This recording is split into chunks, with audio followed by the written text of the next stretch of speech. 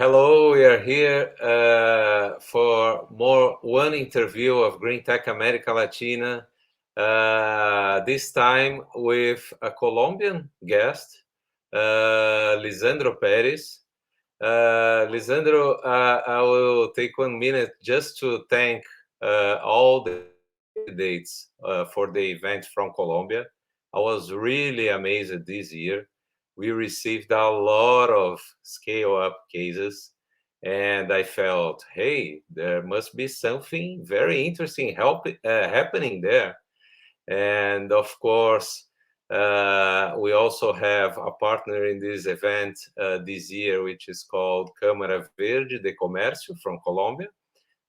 So probably they helped to invite startups from Colombia. But also Kearney is helping the event this year, and Lisandro is the managing director from the company in Colombia. So I'd like to thank Lisandro for the opportunity to speak with us today. And I start asking a question to Lisandro. I'm not sure if he has seen other interviews before, but I usually ask, can you describe yourself in one word, Lisandro? Thank you very much, Tiago. It's a pleasure to be with you and your audience. It's great to be part of this series of interviews and what we are doing regarding decarbonization in the region. One word. Can I use two? It's passionate for innovation. That's three, I guess. But anyway, I always felt like a passion for new things and a way to advancing and helping the business environment, the public environment as well in all these topics that are relevant for our future. So thank you, Lisandro. Sorry for the joke. So I know now you are the innovator. And can you explain to us what is happening in the carbon markets within Colombia, and also what is like changing for the companies? Yes, let me step back a little bit before entering the carbon markets. I will say that we are part of a world in which the energy transition is driving the agenda of the public and the private sector.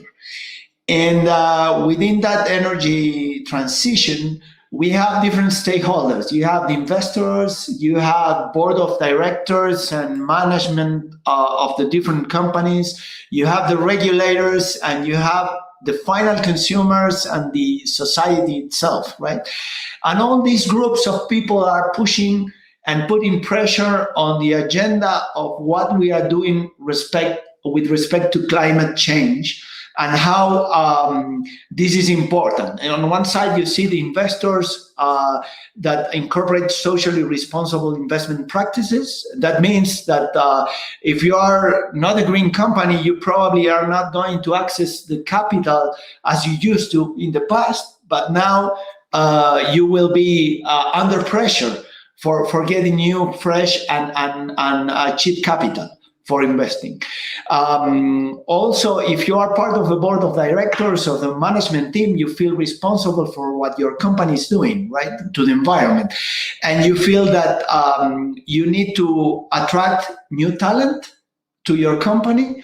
And if you are not pushing forward this agenda of decarbonization, this agenda of energy transition, probably the young people are not going to be interested in your company, coming to be part of your team. So that's a very important part of this. And also, you run the risk of legal risks and at the company, at the personal level, if you don't meet the targets that the governments are imposing on the companies and on on the entities. And then you have the regulators doing interesting things. In the case of Colombia, you'll see that 51% reduction by 2030 has been established as a goal. Also in Chile, Argentina, Ecuador, all of these countries are in our region are pushing forward. Brazil as well. So the regulators are doing their job in pushing forward this energy transition agenda. If we go back to your question on the carbon markets and Colombia in particular, you have two mechanisms right now. One, which is already in place and it's already implemented. It's related to the carbon taxes. If you are an entity and you buy some fuel based on hydrocarbons, then you have to pay a tax. If you are running initiatives to reduce your emissions, then you can leverage on those initiatives to reduce your taxes. So that's one way to have, a carbon market, but related to taxes. The other mechanism is the cap and trade, the typical cap and trade that we have seen in Europe. But this is a law, but it hasn't been regulated yet. So it's we are still in a process to transform this macro law into practical implementation. That will mean that we will have this cap and trade mechanism operating in the future, but still some way to go. Very interesting. It seems to be that you have like the tax incentive plus the carbon market, and this is, I think, driving the innovation in the area and work. What are the technologies you are seeing grow more? Yeah, this is very interesting because this is a very rapid changing environment. We'll see technologies evolving very quickly, and the price of the technologies, maturity and price of the technology are being every time more attractive. Basically, if you look at Colombia, we have seen a push into the generation with renewable sources, non-conventional renewable sources like solar and wind.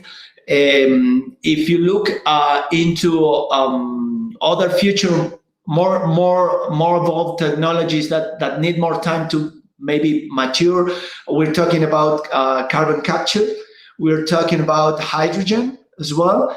And of course, the baseline of all of this is energy efficiency. So you might see companies in Colombia driving the efficiency agenda of less consumption, and also implementing new generation technologies like solar and wind, as I mentioned before. So those are the main technologies.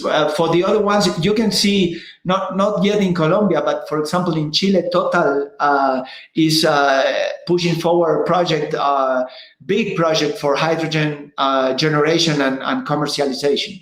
And that will come certainly to the rest of the region in a very short term. So those are the main technologies we're seeing.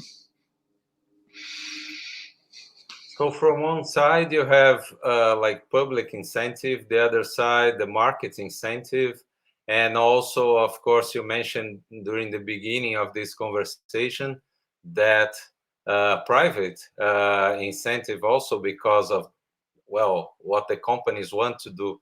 So you're seeing and you're helping companies to set up their targets. How does it work? What is the biggest demand there? Yeah, for a company to start in the process of decarbonization, the first step is to set up a strategy. But setting up a strategy for decarbonization means that you want to understand first your baseline. what's your footprint.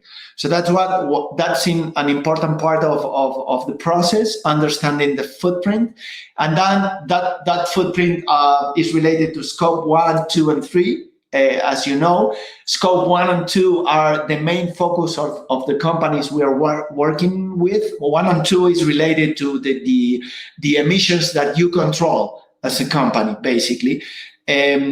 Scope 3 is related to implications of your products. For example, if you are an oil and gas company, you are producing oil, then scope 1 and 2 are related to the emissions that you are producing because of your production system, your operation. And scope 3 is related to the use of the oil in the cars, in transportation, right? So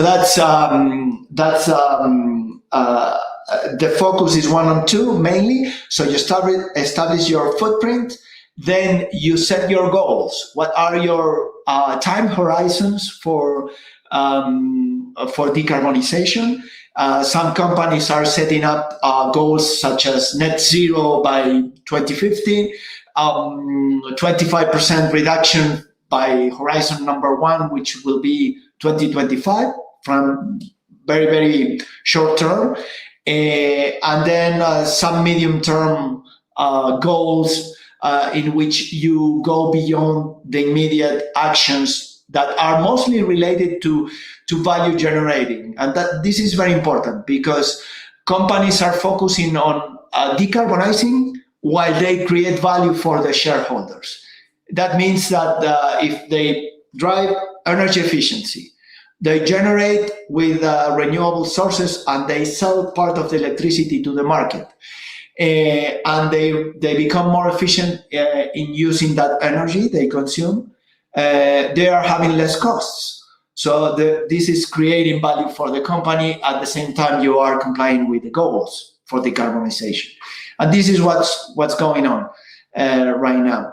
The other important driving I didn't mention before is related to transportation. Colombia is pushing forward an agenda for the electric vehicle, and that's an important part of decarbonizing the country as well.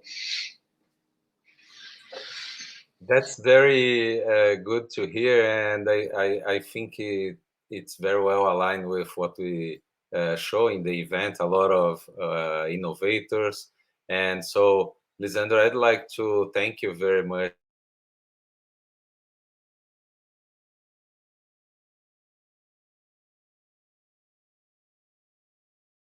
remembering the public that between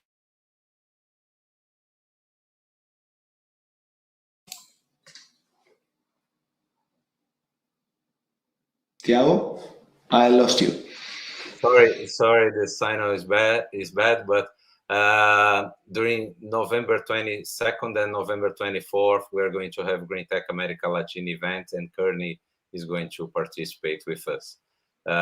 So could you please send your closing remarks and information to the public? Lisandro, thank you very much.